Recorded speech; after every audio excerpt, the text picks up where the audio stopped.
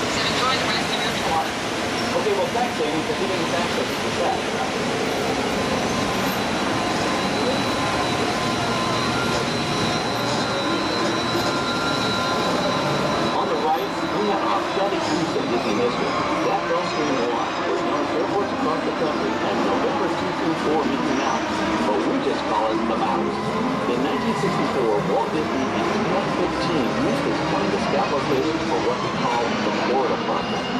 Soon, they secretly began purchasing thousands of acres of land which became the Walt Disney World Resort in 1971. During the creation of the resort and later Epcot, the Mouse shuttle studio executives and Imagineers between Burbank and Orlando, making it the most used executive aircraft in the country. Appropriately, the Mouse retired here in 1992. As long as it said, it was all started by a mouse. In this case, the 224 Mickey Mouse. On our right, we once again sweep past the magnificent Mediterranean village of lights, motors, action, and adventure. This time, based on the picture of what we used to get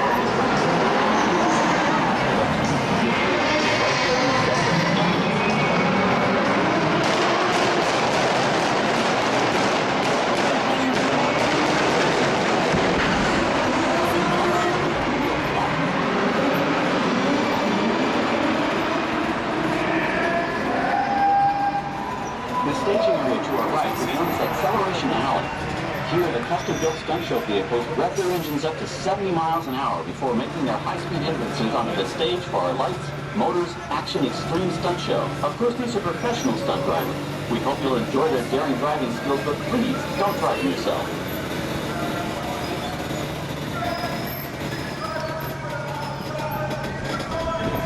On the left, we've reached our second boneyard with more historic props and vehicles.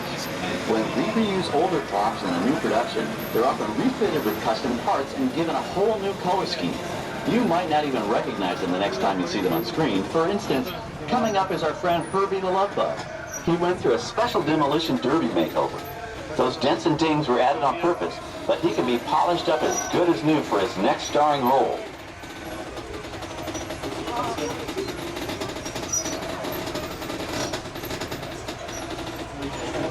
On our right, we now have a very different view of the fishing village set. From this point of view, you can see that there is no inside of the buildings. They are just false fronts or facades. In the movie business, set builders only create what the camera has to see. It's an old movie trick dating all the way back to the silent era. To add to the sense of realism and avoid the cost of set building, many of today's television shows and movies film on location in cities and towns across the U.S. But out in the real world, you've got to contend with noise, traffic, crowds, and various visual elements that may or may not belong in your film.